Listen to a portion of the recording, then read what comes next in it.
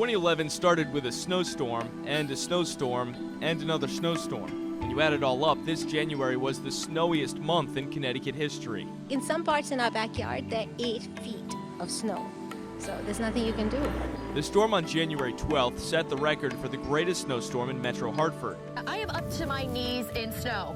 I actually made the silly decision to try and get on top of that snow pile behind me. By January 27th, snow up to your knees became snow up to your waist.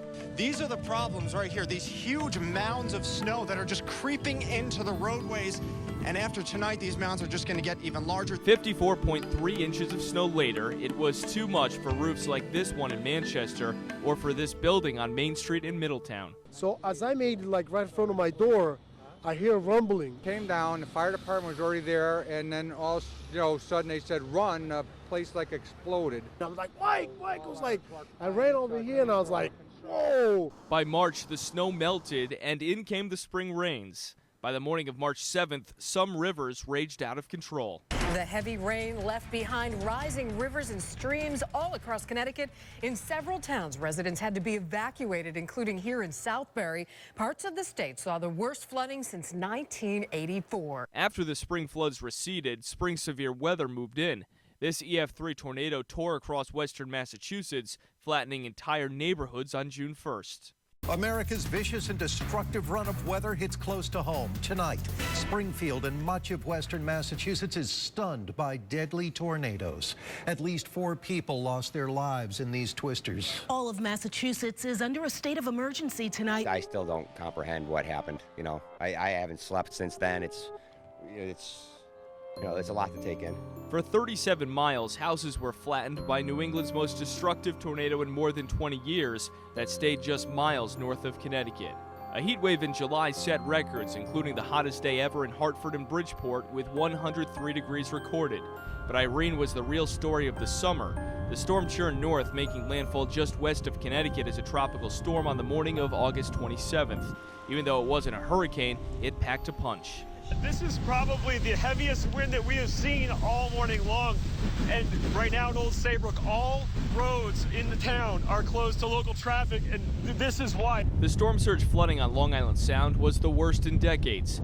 5 feet of surge, already high tides, and large battering waves destroyed homes and businesses across the shoreline.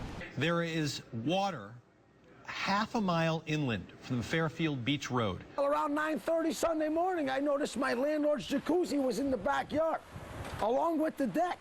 So I says it was time to get out of here, and well, I abandoned ship around 10 a.m. Sunday morning through 4 feet of water. Cozy Beach Avenue was a lake.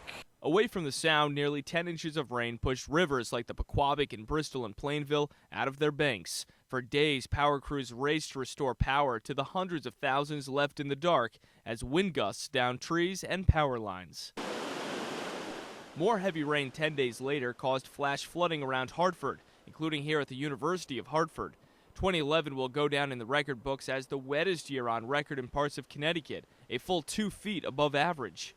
As bad as the power outages were after Irene, the October snowstorm was worse. The snow started falling on the 29th, shattering records and splintering trees. We're thinking it's going to take a while for this to go on. This is much worse than it was for Irene. And it did take a while. CLMP's Jeff Butler became a lightning rod for criticism as the utility bungled the response and missed self-imposed deadlines. I know our customers are extremely frustrated. Every day, I can't believe I get more outraged, not less. This borders on the criminal.